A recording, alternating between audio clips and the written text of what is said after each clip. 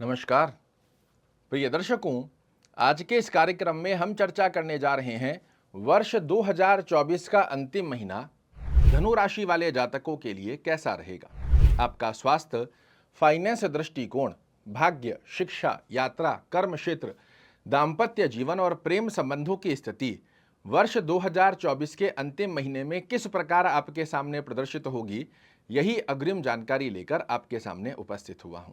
सर्वप्रथम स्थिति में चर्चा करते हैं स्वास्थ्य दृष्टिकोण आपके लिए दिसंबर के महीने में कैसा दे रहा है संकेत, क्योंकि शास्त्र भी कहता है कि हर व्यक्ति के लिए पहला सुख है निरोगी काया। आपके लग्न के स्वामी देवगुरु बृहस्पति षष्ठम भाव रोग भाव में बने हुए हैं, किंतु वक्र गति के चलते यहां देवगुरु बृहस्पति का आशीर्वाद स्वास्थ्य दृष्टिकोण में आपके लिए बड़ा अच्छा बना हुआ है। थोड़ा सा खान पीन का ध्यान रखना है, अन्यथा स्टमक से related acidity, gastric, digestion problem, पेट में जलन होना, इस प्रकार की स्थिति के योग देखने को मिल सकते हैं। अन्यत्र स्वरूप में आपका स्वास्थ्य दृष्टिकोण बेहद सुंदर बना हुआ है। धन दृष्टिकोण पर यदि हम चर्चा करें तो आपके धनेश शनि महाराज वक्री से मार्गी हो गए हैं।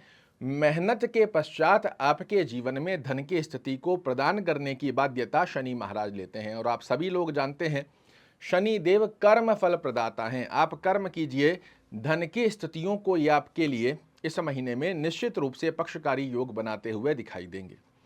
कर्म दृष्टिकोण पर यदि हम चर्चा करते हैं तो आपके कर्मेश द्वादश भाव में बने हुए हैं। जो लोग विदेश में रह रहे हैं, विदेश में सेटल हैं, विदेश से संबंधित कंपनीज के अंदर काम कर रहे हैं, एक्सपोर्ट इंपोर्ट का कार्य कर रहे हैं, उनके लिए तो बुध महाराज की स्थिति बड़ी अच्छी बनी हुई है। किंतु यदि आप नेटिव लैंड पर साधारण रूप से ही कार्य कर रहे हैं तो इस महीने में आपके लिए कार्यों में हो सकता है छोटे छोटे रुकावटें देखने को मिले। आपकी एक्सपेक्टेशन के अकॉर्डिंग रिजल्ट की स्थितियां कुछ मात्रा में कमजोर रह सकती है। साथ ही अपने वर्क प्लेस पर अनायास स्वरूप में बॉस से, कलीग से उलझने का प्रयास ना करें, इसका भी ध्यान रखिएगा। अगर व्यापार कर रहे हैं तो कोई भी बड़े डिसीजन लेते हैं सोच समझकर यदि लेंगे, ये आपके पक्ष में बनकर आते हैं। इससे संबंधित एक छोटा सा उपाय भी आपको कार्यक्रम के अंत में बताऊंगा, जो आपको कर्म क्षेत्र में दिलाएगा बड़ी अच्छी सफलता। यदि हम भाग्य दृष्टिकोण पर यदि चर्चा करते हैं तो आपके भाग्येश भी जाकर द्वादश में बैठे हैं। विदेश से रिलेटेड किसी भी प्रकार से विदेश में रह रहे हैं, विदेश में सेटल हैं, विदेश संबंधित कंपनीज के अंदर काम कर रहे हैं, एक्सपोर्ट इंपोर्ट से रिलेटेड कार्य कर रहे हैं, तो भाग्य की स्थिति का योग बड़ा अच्छा बनता है। किंतु साधारण गतिविधि में 15 दिसंबर को जब आपके भाग्य स्थान के स्वामी सूर्य महाराज लग्न में प्रवेश करेंगे, वहां से आपको भाग्य का बड़ा अच्छा साथ देखने को मिलेगा।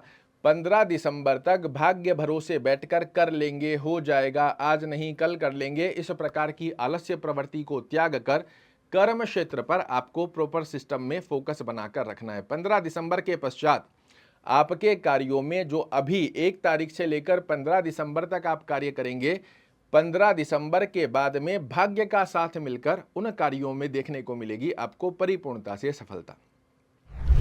विद्या दृष्टिकोण पर यदि हम चर्चा करते हैं तो आपके विद्या भाव के स्वामी मंगल महाराज अष्टम भाव में बने हुए हैं। ये हायर एजुकेशन में आपको सफलता तो दिलाते हैं, किंतु कहाँ बैठे हैं? अष्टम भाव में। उसमें ऑब्स्टेकल भी क्रिएट करते हैं। उन ऑब्स्टेकल से लड़ते हुए, अपने लक्ष्य को साधते हुए यदि आगे बढ़ने का प्रयास करेंगे, आपको सफल होने से कोई नहीं रोक सकता। अन्यथा आपके कंसंट्रेशन पावर को अगर आप ही कंसंट्रेट नहीं कर पाए तो कहीं ना कहीं विद्या के अंदर भी इस महीने आपको उतार चढ़ाव देखने को मिलेंगे। बात करें दाम्पत्य जीवन की स्थितियों में तो दाम्पत्य जीवन की स्थिति को भी धनु राशि वाले जातकों को इस महीने में थोड़ा सा बैलेंस करके रखने की आवश्यकता रहेगी। अन्यथा आपके पार्टनर के स्वास्थ्य में छोटा मोटा उतार चढ़ाव देखने को मिल सकता है, या अंडरस्टैंडिंग रिलेटेड इशू देखने को मिल सकते हैं। तो थोड़ा सा बैलेंसिंग यहाँ पर दाम्पत्य जीवन की स्थितियों में भी आपको बैलेंस करने की आवश्यकता है। व्यापारिक दृष्टिकोण पर यदि यात्रा स्वरूप में हम चर्चा करते हैं तो अगर आप व्यापारिक यात्रा कर रहे हैं तो 1 तारीख से लेकर 15 तारीख की स्थिति को आपको टालना चाहिए। उसके पश्चात की गई व्यापारिक यात्राएं आपके लिए बड़े अच्छे स्वरूप में काम करेंगी। वहीं यदि आप भौतिक सुखों को अर्जित करने वाली यात्रा कर रहे हैं तो आपके लिए बड़ा अच्छा योग बनता है। 1 तारीख से 15 तारीख तक की गई यात्राएं आपके लिए बहुत अच्छी मेमोरीज को निर्मित करने जा रही है। भौतिक सुखों के लिए 1 से 15 तारीख और व्यापारिक यात्राओं के लिए 15 से 31 तारीख के मध्य में की गई यात्राएं आपको श्रेष्ठ कारक सफलता का योग बनाकर देती है। प्रेम संबंध की स्थिति पर चर्चा करते हैं तो इस महीने आपको भी थोड़ा सा बैलेंस बनाकर रखने की आवश्यकता है, अन्यथा छोटी छोटी बातों पर आर्ग्यू हो सकते हैं। आप दोनों के बीच में जो रिलेशनशिप में आप बने हुए हैं उसमें मनमुटाव देखने को मिल सकते हैं, तो इसे भी थोड़ा सा बैलेंस कर रखने की आवश्यकता रहेगी। शुभ रंग की यदि हम चर्चा करते हैं, पीला और केसरिया रंग का प्रयोजन करना इस महीने में आपके लिए बड़ा अच्छा लाभ देगा। शुभ अंक की यदि हम चर्चा करते हैं तो 5, 9 और साथ में ही 6 अंक को सिंगल डिजिट में या टोटल के मूलांक में किसी भी प्रकार से प्रयोजन में लेते हैं, ये आपके लिए बड़े अच्छे लाभ देंगे।